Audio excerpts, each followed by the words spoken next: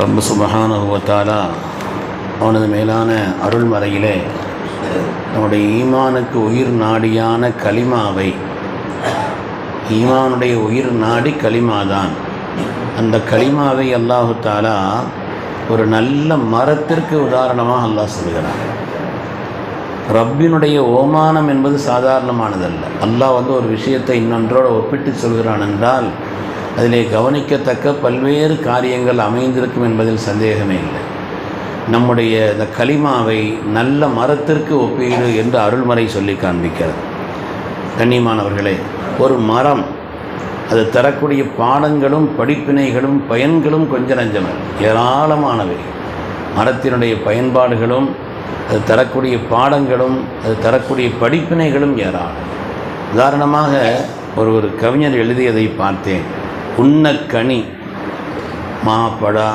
மா பலா வாழை என்று என்னவெல்லாமும் சாப்பிடுவதற்கு கனிகளை தருகிறது. உண்ணக்கனி, ஒருங்க நிழல், அடைய குடில், அடைக்க கதவு, தடவ தைலம், தாளிக்க எண்ணெய், உடலுக்கு மருந்து, உணவுக்கு விருந்து, மரம்தான் மரம்தான், எல்லாம் மரம்தான், மரம்தான் மரம்தான், மனிதன் மரம்தான் என்று சொல்வார். மாதிரி இந்த மரத்தினால் உள்ள பயன்பாடுகள்ங்கிறது யோசித்து பார்த்தால் கொஞ்ச நெஞ்சமல்ல. ஒரு நல்ல மோமின் இருக்கிறானே, எல்லா காலத்திலும் பிறருக்கு பயனுள்ளவனாகத்தான் இருக்கிறான். யாருக்கும் நம்ம கெடுதல் நினைக்கவே கூடாது. எல்லோருக்கும் பயனுள்ளவர்களாகத்தான் இருக்க வேண்டும். அல்லாமா ஷிபிலி நுஅமானி ரஹ்மத்துல்லாஹி அலைஹி அவங்க ஒரு ஆள் ரொம்ப அசதியாக போனார். பல பேர் நம்மளை என்ன பாடுபடுத்துகிறானே அப்படின்னு சொல்லி ரொம்ப நொந்து போய்கொண்டிருக்கும் பொழுது தான் ஷிபிலி நுஅமானி அவங்க சொன்னாங்களாம். அவங்கள்ட்ட போய் கேட்குறாங்க, இப்படி இருக்குதேன்னு சொல்லி. ஷிபிலி தன்னை நினைக்கிறார், எல்லாரும் என்ன பாடுபடுத்துகிறாங்களே அப்படின்னு சொல்லி தன்னை அவர் குறைபட்டு இவங்களுக்கு பழி வாங்காமல் விடக்கூடாதுன்னு நினச்சிட்டு இருக்கும் பொழுது ஒரு மரம் பேசியதை போல் உணர்கிறார்.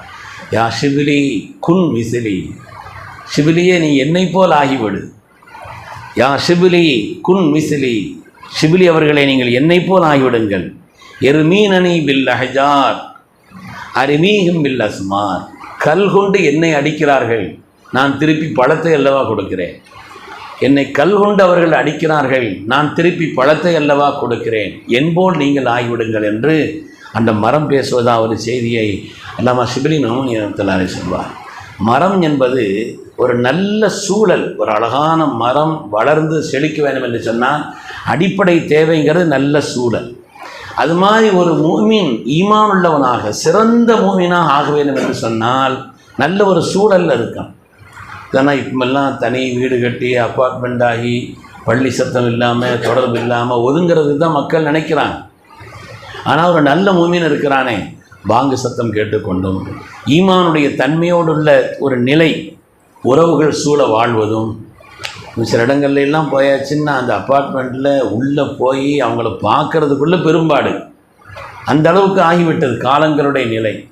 ஒரு நல்ல முஃமின் இருக்கிறானே, உறவுகள் சூழ்ந்தவன் வாழ வேண்டும், கல்விக்கூடங்கள் அமைந்திருக்க வேண்டும், மார்க்க ரீதியான தொடர்புள்ளவர்கள் தனக்கு இருக்க வேண்டும், நல்ல நண்பர்கள் இருக்க வேண்டும், ஹலாலான வியாபாரம். இப்படிப்பட்ட இந்த நல்ல சூழல்கள் தான் ஒரு மனிதனுடைய ஈமானை வளர்ச்சி அடைய செய்யும். எப்படி ஒரு நல்ல சூழல் என்பது மரத்திற்கு முக்கியமோ, அது மாதிரி ஒரு நல்ல முஃமினுக்கு அவனுடைய சூழல் என்பது முக்கியம். நல்ல நண்பர்களும் முக்கியம். கெட்ட நண்பர்கள் அமைஞ்சிட்டாங்கன்னு வைங்க, கெட்டு போகிற மாதிரி நல்ல சூழல்கள் என்பது முக்கியம். அது மாதிரி ஒரு வலிமையான மரம் அப்படின்னு சொன்னால் கீழே வேர் விடக்கூடிய அளவுக்கு, எந்த அளவுக்கு வேர் போகுதோ, சில மரங்களுடைய வேர்கள்லாம் கிலோமீட்டர் கணக்கில் போகும். அப்போ எந்த அளவுக்கு வேர் விடுகிறதோ அந்த அளவிற்குத்தான் ஒரு மரத்தினுடைய வளர்ச்சி என்று சொல்வார். அது மாதிரி ஒரு மனிதன் அவன் தன்னுடைய தனிமை வாழ்க்கையிலே, ரகசிய வாழ்க்கையிலே எந்த அளவிற்கு அவன் சிறந்தவனாக இருக்கிறானோ அந்த அளவுக்கு வெளிச்சம் தருகிறான். வெளிப்படையில் பிரபல்யமாக இருக்கிறதுங்கிறது அல்ல, தன்னுடைய ரகசிய வாழ்க்கை, அந்தரங்க வாழ்க்கை, அதில் யார் ஒழுக்கம் உள்ளவனாக பரிசுத்தமானவனாக எந்த அளவிற்கு சீராக இருக்கிறானோ அந்த அளவிற்கு அவனுடைய ஆத்மார்த்தமான அவனுடைய வளர்ச்சி சாத்தியம் என்பதிலே அவனுடைய வளர்ச்சி அடிப்படை அதுதான். எப்படி மரங்கள் அடியிலே வேர் விட்டு எந்த அளவுக்கு போகுதோ அதுதான் சிறந்த மரம். வளர்ச்சி அடைந்த மரம். அது மாதிரி தான் ஒரு மனிதனுடைய வளர்ச்சி என்பது, ஒரு நல்ல மூமினுடைய வளர்ச்சி என்பது தன்னுடைய ரகசிய வாழ்க்கை. யாரும் பார்க்குறாங்களோ பார்க்கலையோ நம்முடைய ரகசிய வாழ்க்கை பரிசுத்தமானதாக ஆக்கி கொண்டால் அவன் வளர்ச்சி பெறுகிறான் என்பதில் சந்தேகம் இல்லை. மாதிரி மரங்கள் இருக்கிறதே படிப்படியாகத்தான் வளரும். நீ எல்லாருக்கும் ஆசை என்னன்னா நாளைக்கே பணக்காரன் ஆகிடும், நாளைக்கே எல்லாத்தையும் அடைஞ்சிடும், நாளைக்கே எல்லாத்தையும் முயற்சி செய்து மேன்மை ஆகிடும். இன்றைக்கி பலன் போடணும், நாளைக்கு பலன் எடுக்கணும். அப்படி தான் இன்னைக்கு அது இயல்பன். மனிதனுக்கு 3 நிலை இருக்குது. முதல் நிலைங்கிறது முயற்சி அதிகமாக இருக்கும், பலன்கள் கம்மியாக இருக்கும். 2வது நிலைங்கிறது முயற்சியும் பலனும் ஒரே அளவுக்கு இருக்கும். 3வது இருக்கிறதே பலன்கள் அதிகமாக இருக்கும், முயற்சி கம்மியாக இருக்கும். இது முதல் 2 ஒழுங்காக இருந்தால் தான் 3வது அடைய முடியும். ஆனால் இப்பொழுது மனிதர்களுக்கு ஆசை என்னென்னா அந்த 3வது முதல்ல வரணும், இந்த பலன்கள் மாத்திரம் கிடைக்கணும், முயற்சியெல்லாம் ரொம்ப பண்ணக்கூடாது. அது இயல்பல்ல, இது ஒரு நல்ல மூமியினுடைய தன்மை அல்ல. ஒரு நல்ல மரம் என்பது எப்படி கொஞ்சம் கொஞ்சமாக ஒரு பிள்ளை சீராக வளர்வது என்பது கொஞ்சம் கொஞ்சமாக வளர்கிறதோ அது மாதிரி கொஞ்சம் கொஞ்சமாக பொருளாதாரமானாலும் சரி, அவனுடைய கல்வியானாலும் சரி, அவனுடைய அந்தஸ்தானாலும் சரி, அவனுடைய எல்லா காரியங்களுடைய வளர்ச்சிங்கிறது கொஞ்சம் கொஞ்சமாக இருந்தால் சீராக நிற்கும். பல மரங்களெல்லாம் 300 வருடங்கள் 400 வருடங்கள் என்றெல்லாம் இருக்கக்கூடிய மரங்கள் இருக்கிறது.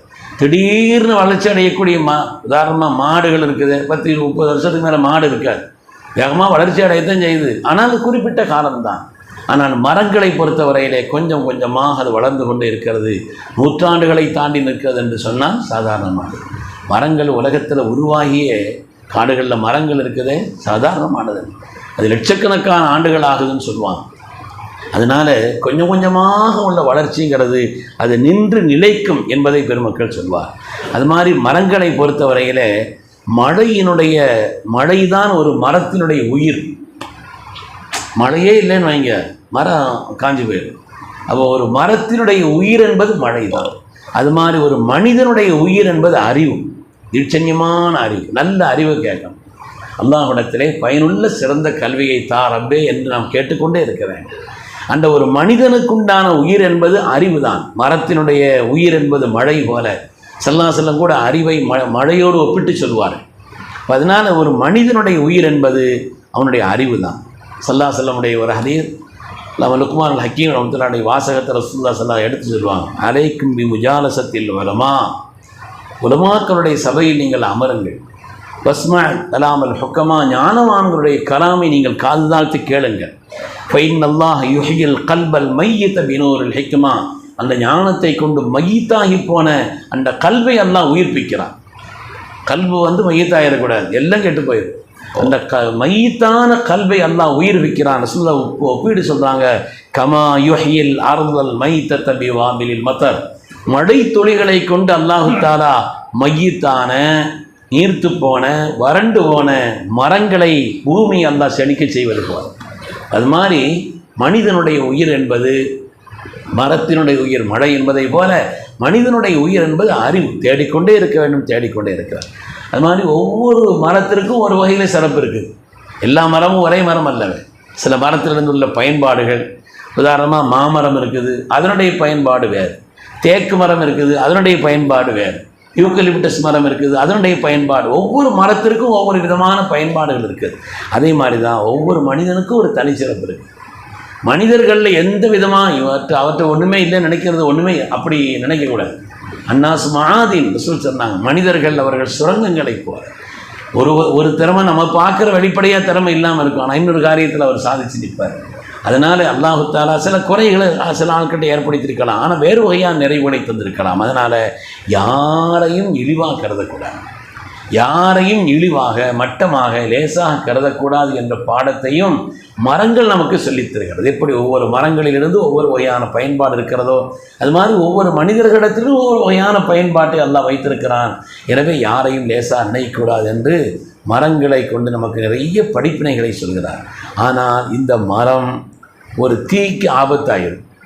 அது மாதிரி ஒரு ஈமானுள்ள மனிதனுக்கு ஒரு குஃப்ரு வந்துடுச்சுன்னு வைங்க, அவன் ஈமானுக்கு நாசம் வந்துடும் என்று பெருமக்கள் சொல்வார். அல்லாஹு தஆலா நல்ல மரத்திற்கு ஒப்பிட்டு சிறந்த ஈமானை சொல்வதை போல் அல்லாஹு தஆலா நமக்கும் வலிமையான சிறந்த ஈமானை தந்தருள் புரிவானாக.